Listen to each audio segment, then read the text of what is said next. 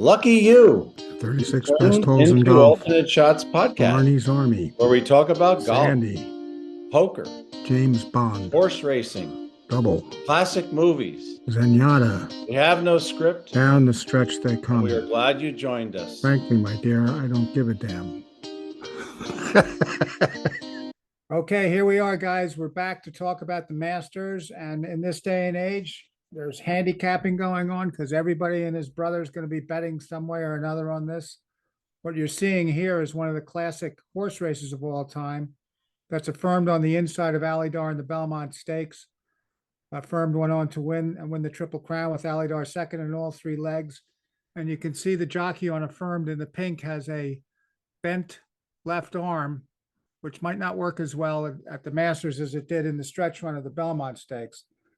But the jockey was named Steve Cawthon. He was a young kid, a little reminiscent of Tiger Woods when he first showed up.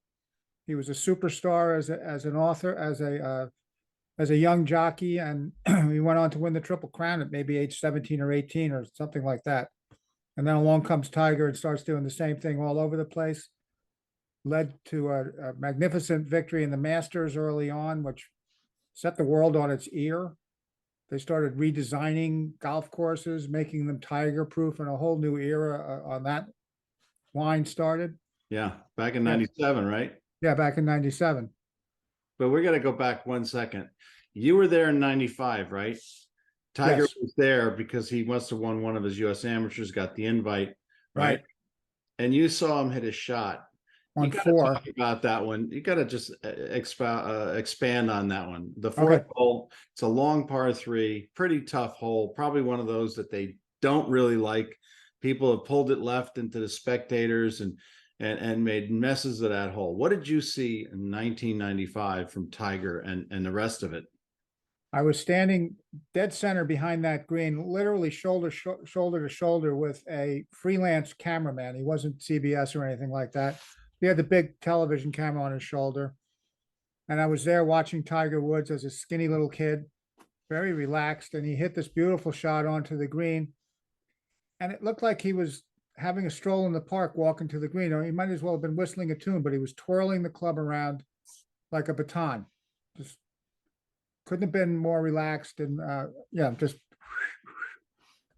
walking up to the green. But after he hit the shot, the cameraman followed the ball and then put the camera down at his side. And I looked at him like, you're missing gold here.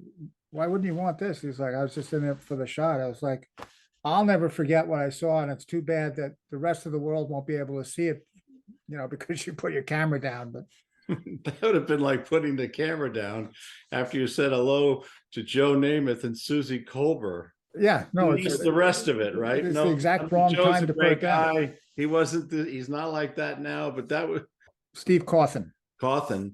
He had a social presence. I saw him, although it wasn't Twitter, although it wasn't some other social media outlet that we have today. He was on TV often because he was a kid and he was winning. Well, the horse helped. He was trained by Las Barrera, who's a Hall of Fame horse trainer.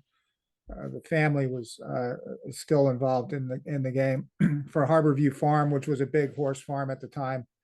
And John Veach trained at Alydar, ran second in all three of those races. Had to be a heartbreak. If Affirmed wasn't there, Alydar wins the Triple Crown hands down.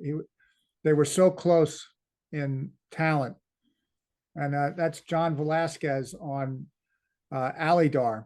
And I actually saw John Velasquez say that when they were coming down the stretch, he was moving in on Affirmed because Cawthon was whipping with his right hand. So he was trying to take that space away from Affirmed, from the kid, because this is a kid, he's going to intimidate him, but he won't be able to go right-handed because he'll be hitting Alydar. But he said, but the kid switch hands with the whip. Do you look at this race here and think, oh, that 10-year or more run that Tiger had, he kind of shut down Mickelson during that period. Mickelson was never won. And Tiger beat Mickelson a number of times in that stretch, right? Yep. And Velasquez and Cordero were the two top jockeys in New York at the time. And this kid comes along at 16 and really kind of eclipses them. He had an incredible talent. I think he ended up as a trainer and maybe over in England. I haven't checked in on him in a long time, but he didn't stay a jockey for that long. I think he might have gotten bigger. I know how to handicap a race, and maybe I'll be right, maybe I'll be wrong, but you can look at all the information. All the information to handicap the Masters, for instance, is out there. You could see guys who play well at Augusta, guys who get up for majors, guys who are playing well now. But where do you lean on? If it's a muddy track, you look for horses who are good in the mud. If it's a speed favoring track, you look for horses that are good on the front end. In golf, these guys are all so good, and there's so many tiers of them. Somebody could jump up from nowhere, or one of the big guys could just be invincible that day. One bad shot could ruin it. So it's a very difficult thing to handicap. So I would imagine if you're betting golf, you're picking more than one player in the field. Leaderboard. And before that happens, everybody's going to have to get their bets in or their pool selections in. But there are some things to consider in this Masters that you never had to consider before, which is the addition of the live players. How will that synergy work between the PGA players and the live players? I'm sure there's friends and not friends, as there are in all interpersonal relationships. But the pressure of the Masters in the first place on these guys is enough. And hopefully the media will act responsibly, but when has that ever been true? And let these guys play rather than ask them what, the he said, she said stuff is all about. And the second thing is they're going to have to be really careful in these press conferences not to become the soundbite, not to become the story, and not to offend Augusta, which can be sensitive about stuff that's said. Well, as Billy Harmon said this week when we talked to him, and by the way, there are 2 episodes out on the Alternate Shots podcast, part 1 of Billy Harmon and part 2. Part 2 might be the best 30 minutes on YouTube. If you take a minute and you look at episode 43, Billy Harmon takes us through what it's like to be a caddy. He takes us through scenarios, how you break the tension, when it's and even not more right. than that, he shows us what it's like to be Billy Harmon, who's a fascinating storyteller and a wonderful, humble person who really has his finger on the pulse of golf. He's an admirable person. And what it's like to be one of his brothers, as we heard about Craig, and how he was behind the scenes with Jeff Sluman, and who was interviewed to the point of, Craig, your life's going to change now that Jeff Sluman won the PGA. He says, no, it's not. I've got a 9 o'clock ladies clinic tomorrow, and it's not going to change one bit. But and the whole Harmon tree, Butch is a big branch on it, but he's not the tree, so. And I would say that I knew Claude a little bit, but there are others that know him more, certainly the sons, other members at Wingfoot. There's not an example where Claude was what Billy calls Tarzan, beating his chest. Never. When he might have helped Kerry Middlecoff or Gary Player or Arnold Palmer or Ben Hogan. Never is there a trace of that. And that's part of the foundation of the Harmon tree. Not to mention all the Wingfoot members he helped and guys I play with today who were taught by him as kids, and they're, single digit handicaps and some of the best bunker players I ever play with. So. And future excellent bunker players. I used to be a good one because I did watch Claude and shag for him, but I lost. I forgot everything Claude showed me. So we're going to have to get in that bunker with Billy in a couple of weeks' time. Yeah, I'm holding him to that. Absolutely. That's going to save me or make me money either way. We can leave our left hand at home. Not that we, nothing. We're going to just learn that one-handed shot. So, you need your left hand to put the money that you win in your pocket. Okay, so let's just try this before we start doping out the Masters. There's 18 people, I think I heard, that are invited that are on the live tour. Who's going to be the soundbite? They're going to try and get Dustin Johnson, I'm sure.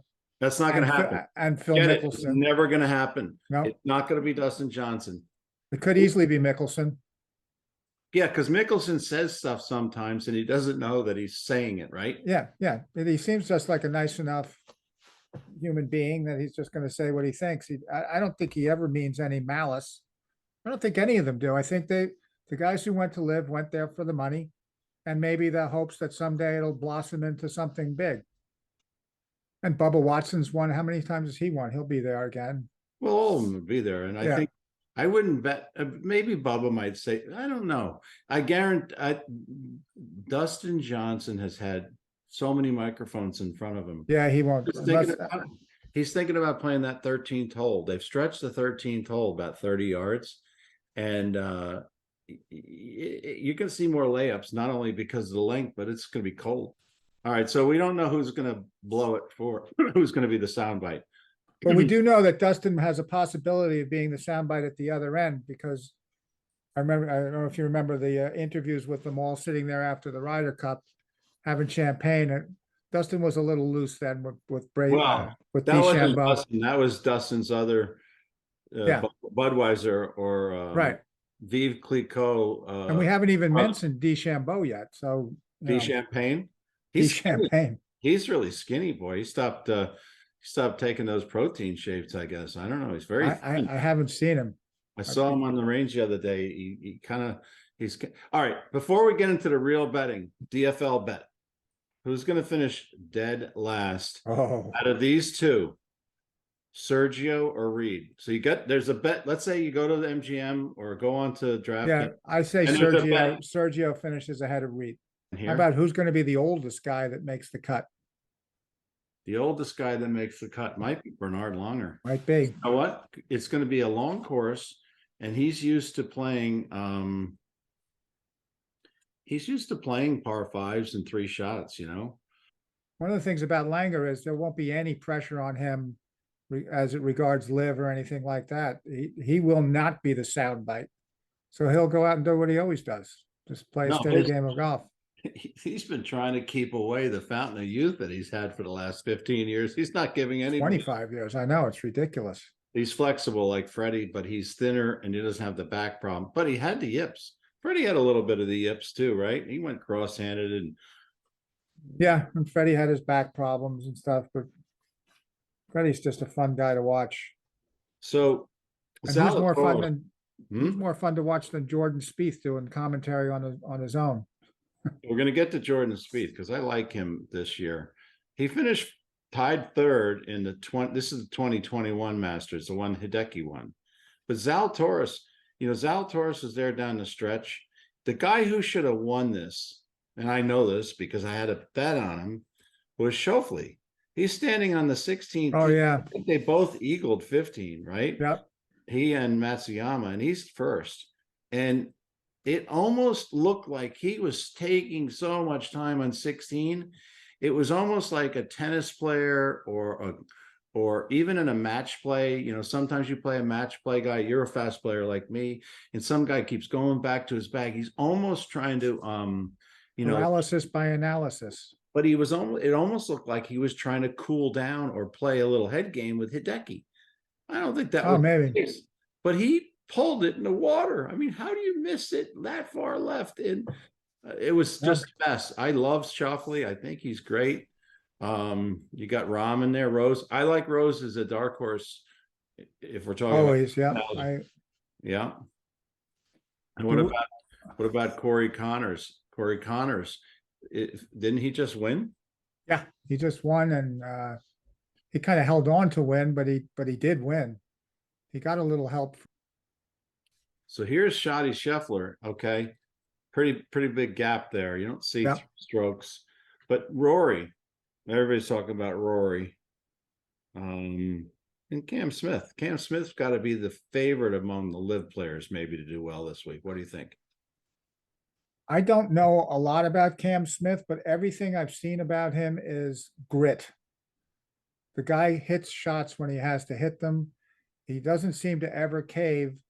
And I'm guessing that to him, and any live player, whether they're going to admit it or not, if they win the Masters, they're going to believe they've made a statement. Mm-hmm. And in a way, they will have made a statement. So I would not leave Cam Smith off any ticket I was betting. Well, he's a great putter. Billy talked about, I think McIlroy, or somebody talked about McIlroy as kind of a fabricated putter. Scheffler, right. Fabulous putter. Rahm's fabulous putter. But I think Smith is every bit as good a putter as Scheffler. He showed that in the British Open. These greens are not going to be, tabletop glass lightning fast because of the weather. It's going to be colder. It's going to be wet. They have sub air, but it's still going to be colder. And don't you think when it's colder, greens are slower? Yeah, everything's slower. You move slower. You're not as loose. So, but again, Cameron Smith has that, determination, maybe is a good word. Yeah. And I think that will be multiplied by the fact that whether they're trying to or not, whether they intend to or not, or whether they want to or not, the live players are going to be against their will, maybe trying to make a statement. Right. So let's get these, the code board up, or yeah, let's get the sheet up. Let's go from the top. So this is, we could use anybody's. We're not endorsing DraftKings or any of these people, but this is the one that came up. So Scheffler, you bet $100. If he wins, you get 7 times your money. yeah, that's nice odds. Yeah. Now here It would be nice odds in bets. a 10-horse race, but this is a bigger than a 10-horse race. Right. Look at Cameron Smith at plus 2,200. Yeah, we'll come to that. But there's 3 bets here along the columns: winner, top 5, and top 10. So you can pick Scheffler for $100 to be in the top 5 and make $165. So it's kind of a win, place, and show option, right? So you bet 100 on him to win and 100 on him to finish second. I would not go for the minus bet on a golf, No. on a sports bet. Yeah, but Smith, you're right. Smith, 22, 20. The $500 bet looks good. If you put 100 to get, now. So if you bet 100 to win and 200 for the top 5, you're going to make a lot of money if he wins or comes in the top 5. You might just take to win Cameron Smith. Let's say you had $200 to bet, 50 on the nose, and then 50 to finish top 5 for Smith. Maybe you play Cameron Young, 50 there and 50 there. Yeah. So, yeah. So I don't know. Cameron Young is at 2,800. I mean, let's be clear about this. The bookies of the world, as maligned as they might be, or the odds makers, these guys are not dummies. I mean, how many times do you see a football game fall on the number? It could be 3.5, and it'll be one side or the other of the 3.5. They know what they're doing, and they're doing it based on what kind of bets are coming in. So these odds are as inviting as they look. They're probably accurate. Exactly. And we'll see what happens. Like you pointed out, Cam Smith, it's Tuesday. Maybe as you get to just before this is pre-tee off. Right. The odds will change as the tee off. Like if Cam Smith shoots a 64. Yeah, he's going way down. Yep. Yeah, he's going to go down to like 500 to $100 will get you 500. It's going to change. So right. Billy Harmon took a month Dustin Johnson at 26 to 1. 26 to 1 about a month or so, maybe a couple months ago. So those odds have gone from 26 down to 22. And that's because of the bets that are coming on him at 26. Just like a football game, if it's a 3-point spread and everybody's betting it one way, that line's going to change because the bookie's going to balance the bet because he wants the same amount on both sides of the bet. Yeah, so that's how they do that. He's in a risk-free game. He's making money on the volume on the VIG, right? Exactly. So if everybody's betting one way, he's got to keep chopping that line down, or he's going to get killed if it wins. Well, let's look at the mid chalk. Let's look at the 6,500. Minwoo Lee's an interesting guy. He nearly won a tournament the other day. He's got a good game. Benji Lee's brother, Lowry.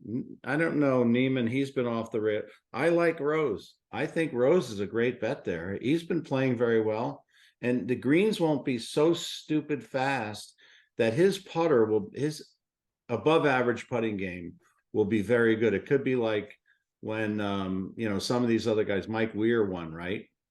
Yep. Just Jordan Spieth, great putter, the Rahm Sheffield, it's gonna kind of average them down a little bit. Everybody's going to be a good putter with them being slower and wet. But do you want to,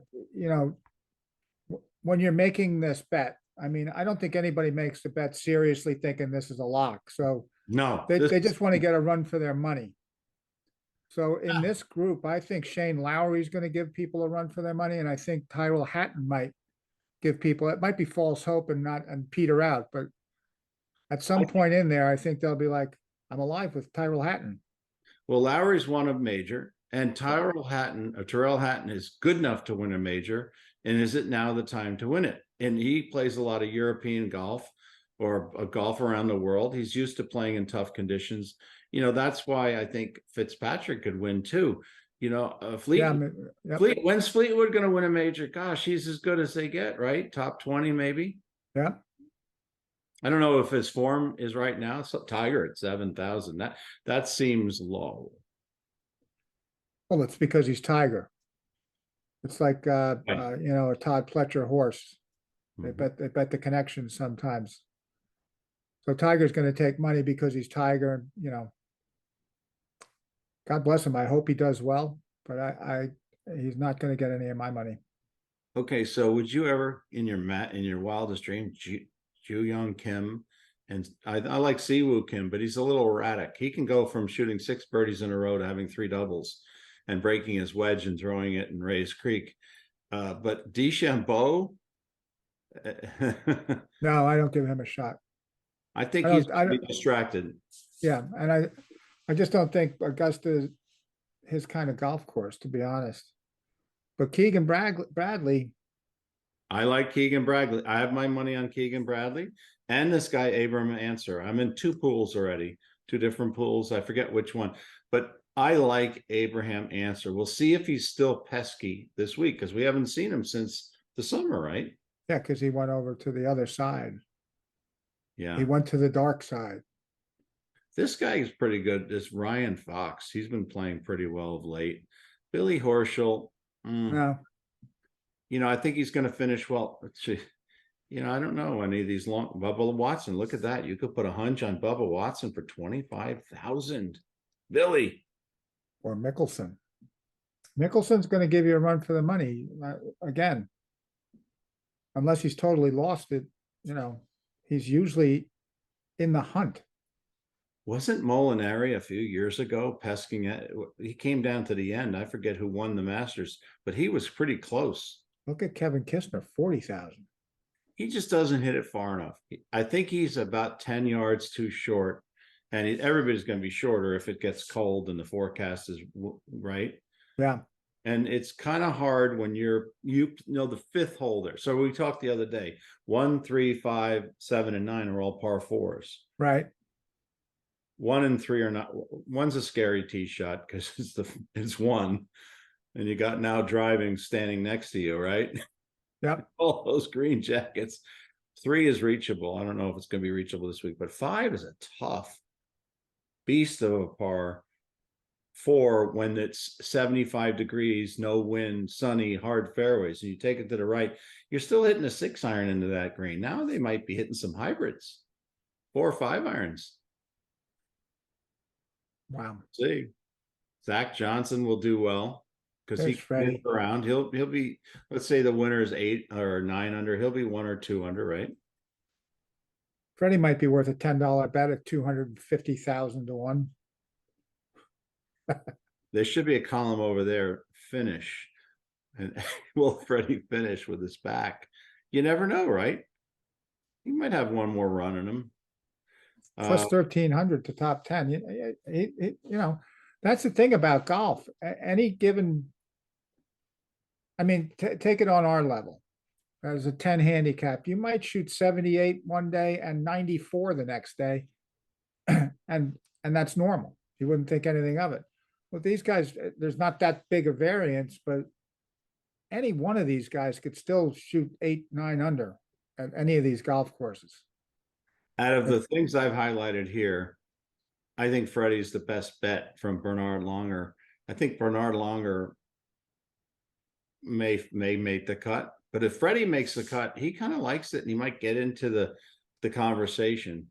All right, so there's some great Masters moments with Freddie. How about "Oh Baby"? Oh yeah, I like the moment that you talk about when he got lucky. Tell that story again on the where the ball stayed up on 12 and he hit that wedge and Yeah, immediately turned around and started fishing the ball out of the water behind him.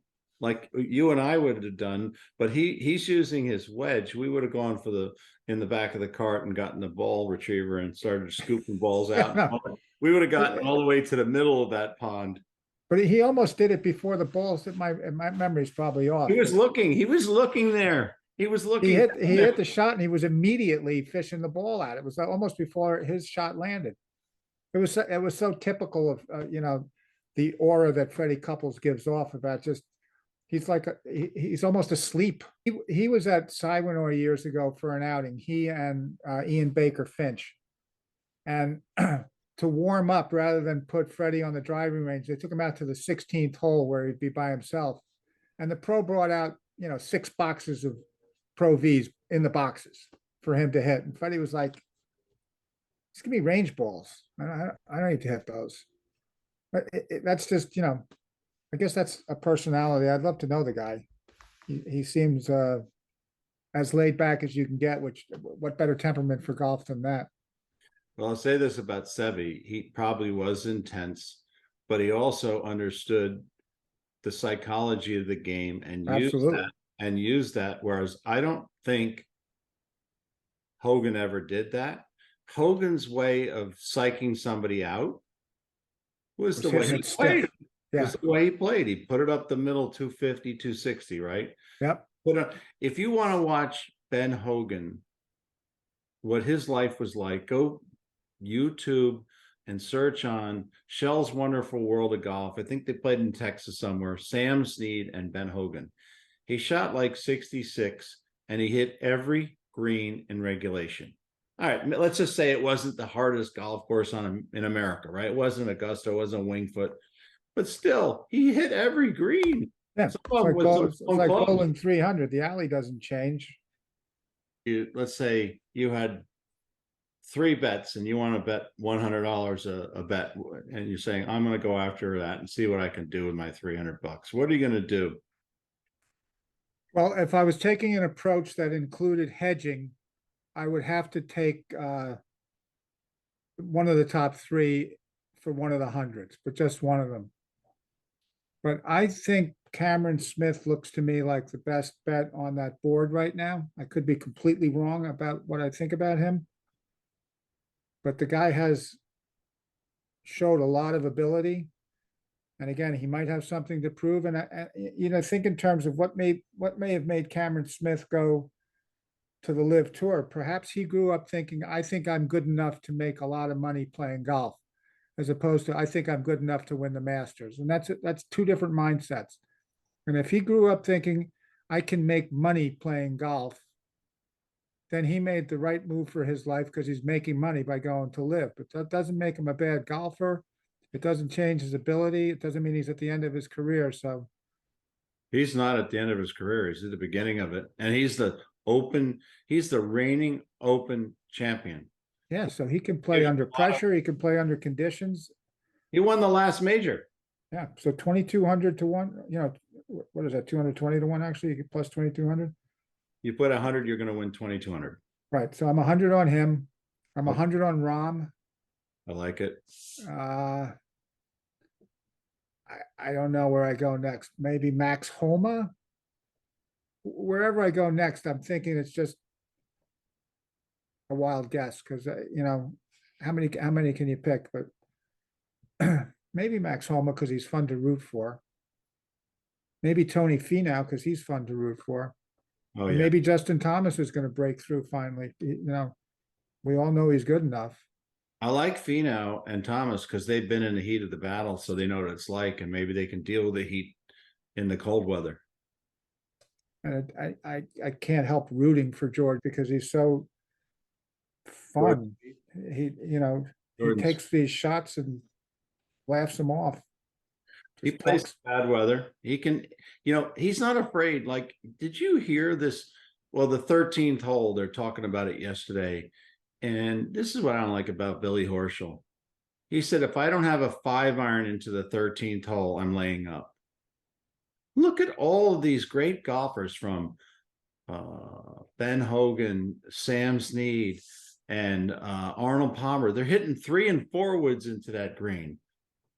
You Right. hit, you got 230 yards and you hit your 5-iron 215 yards, you're going to lay up. Well, I understand if you don't have a good lie, and guys like, Mickelson's not laying up. no way, no way. Now, Tiger might lay up on certain par fives just because of his physicality and where he is now. And gosh, he's a darn good wedge player, right? Yep. Spieth, is there a McIlroy's not laying player? up. Is there a better wedge player than Spieth that you've seen? Maybe never. And He makes you laugh. The shots he hits are like, you laugh. It's most like, how did he do that? these wedge players are good from their number. 120 yards, let's say, is their number. Spieth's good from 42 and a half yards. He hits that little, you know. Yeah. He did it last week from the side of a mound. He holed out. He actually laughed and apologized to the guy he beat in the match play. Like, Right. sorry, I was just trying to get it on. They ought to have a stat which is lip out. Anything within an inch of the lip, either way, those are the guys that are going to chip in more times than guys that are 5 or 6 or 10 inches one way or another. Those are never going to go in, right? Right. But look at what Rahm is doing. Look at what Scheffler's doing. Spieth, Rory's chipping it really, really well. And you have to be a good chipper, as Billy Harmon said. You have to be in a good leave. Scheffler to me is a little baffling because he doesn't look like he ever does anything spectacular, but maybe it's because he does everything spectacular. He's right there all the time. And you think, okay, he's going to screw this up. And then boom, he chips it to 2 inches or he gets up and down. Or, there he comes, sneaks right back up the leaderboard. Where did he come from all of a sudden? Out of the blue, there he was. He wins 4 or 5 tournaments and boom. All this new terminology. I don't get it. I mean, whole location. What's wrong with saying it went in the water? What's wrong with saying it went in the bunker? That's a description. The thing is, you call it a penalty area, but there's lots of penalty areas and there's different remedies for them. So OB is different than a lateral hazard, and a water hazard is different than a lateral hazard also. If you call them all penalty areas, you have different remedies. There's all different remedies. So they're not all penalty areas. They're all different types of penalty areas. And quite frankly, you can hit it in a lateral hazard and play it, and then there's no penalty. It's just it's a silly term. I played golf years ago with a guy named Jimmy Fisher, who he won the Met and the Ike back to back in like 1966. And he was a member out at Shinnecock. And I was playing with him one day, and he said he was in a qualifier or a tournament one day in a threesome. And one of the guys yanked one dead left into the woods. So he hit a provisional and he yanked it dead left into the woods. So he goes down there, he's rooting around in the woods. He yells out, "I got it." And Fisher says to him, "Is that your first or your second?" And the guy said, "What do you think?" You look at this picture. This is one of my favorite scenes. I never sat in this particular stands here to the left of the water on 15, but I do know somebody told me one of the greatest seats in all of Augusta National, across behind the green, that stands in the top left. If you Top left, you got 16 and 15, yeah. And you can, I And think you plus- can even see some other action from Yeah, whatever's back over there. Yeah, and what more dramatic area is there? I mean, you've got 11, 12, and 13. But one of the problems with 12 and 13 is I saw Bones Mackay. He was in the Augusta National Women's Amateur talking about Rose Zhang. If she makes this putt, if you're the caddy of Rose Zhang, you can hear it hit the cup. And like a second or two later, you get the gallery noise because they're so far away from the action. Right. They don't see it real time like you do. Well, Right. this is, you see it right there. You're seeing what's going on. You're seeing Jack Nicklaus hit the long iron in the 86 Masters to 20 feet or 15 feet, and he made that putt. You're seeing that he nearly holed it out right on 16, right? It came down pretty close and he made that one. I do think that the way they're covering now with these guys walking around like Smiley Kaufman or Nota Begay, and before that was Roger Maltby, really helps to get the feel for it. But it's nothing like being there. And if you have some golf sense like you and I have, I think the place this week to be is on the second shot of 13. You're going to see a lot of guys thinking there. I think more people are going to lay up this year than ever in, let's say, the last 10 years of the Masters, because they haven't lengthened that hole since, I don't know, 10, 15 years ago. So they must I'm not have. sure I'm a fan of that. I always like the idea that, anybody within shouting distance might go eagle, eagle on 13, 15, as Tom Watson has done and other guys have done to really, add some excitement down the stretch. So maybe they'll move the tee up on Sunday. That would be good. Well, they know exactly how far people hit it. There's a spot out there on the 13th hole that they want a good drive to be, and it's probably going to be 220, 225, or 230 to the green. That's where they want these guys. Now, 540, that means, you got to hit it 320 to get there. That's Yeah, not 300. given, right? Yeah, and I heard them talking about it today. The ball might be as much as 18 inches above your feet in some of the lives there. So, Right. So, but that goes back to Jones. Somebody was saying Jones didn't like par fives that weren't reachable in two. He thought the risk reward was there. And if they get that right, that spot right, I agree. 13th hole is maybe the best hole in all of golf because of the scores you can make there from 3 to 8. yeah, and it's got a lot to do with where it is on the golf course. And that's the brilliance of great design too. It's holes can stand up on their own, but where they are, where they fall in the progression of the game makes a difference. I mean, how often are you at a golf course where you're on one tee, but you're looking at where the pin is on a different green because you need to know that when you get there. Well, at Winged Foot, I don't ever miss the chance on the first east to see where it is on 10 or first west to see where it is on 9. When I bring new people over and we're on 2 west, I say that's the 8th green over there. That's where the pin is. It's a tough par 4. Yeah, you'll see the pin on 5, which for us, like you said in a prior episode, we're always hitting that one in 3, so 100 or 150 yards. It's nice to know where that pin is, and why not? You're going by it. Take a look. Yeah. I think that's a similarity of Winged Foot and It would be nice if you could do it with one west, but you don't get to see that till you get there. I was playing years ago down at Sea Island on the Seaside course, which is a beauty. And there's a par 3. It was into the wind. It was long, and we had a caddy. And I said to him, "Is this a 3-wood?" And he said, "You might want to even hit driver." I said, "Really, with the wind?" He said, "Yeah." He said, "I got to tell you, though, the other day the wind was blowing like this." So I said to my guy, "I think you need driver today." And he said to me, "Son, I have never hit driver on a par 3 in my life, and I'm not going to start today." So the caddy said to him, "Well, you do what you think is best, Mr. Palmer. I would never second guess you." I'm sure he did later in his life. But yeah, I mean, to me, like 17 East at Winged Foot, sometimes it's good when that tee is back and it's 220. It's almost better to hit a little heel cut driver on that hole because I've done it. Yeah, and you may have birdied it with it, right? I was in a wolf game with some guys from Siwanoy. I was getting my ears kicked in. And so I was the wolf on 17 and it was windy and I hit a choke down driver, one hop, hits the stick and drops like this close.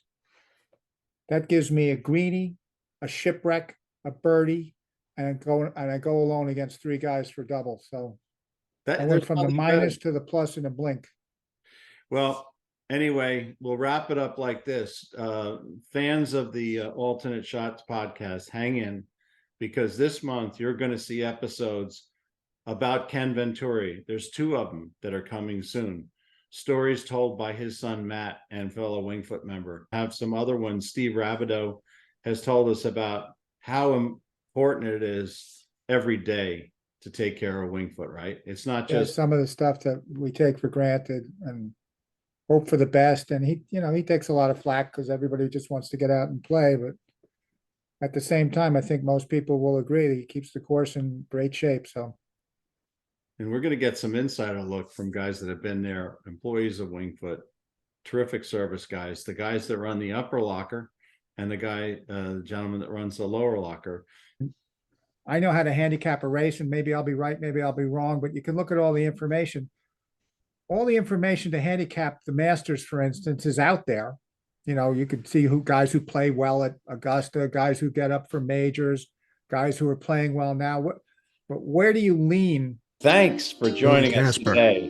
Billy We Harmon, really appreciate your Double feedback. Indemnity, And please Arky, subscribe to the Two show Outer, and hit the Claude bell Harmon, icon so you get notified Movie of Classics, new episodes. Mark Gable, Hit them Odd hard Job, and hit them off. Best 36 Holes.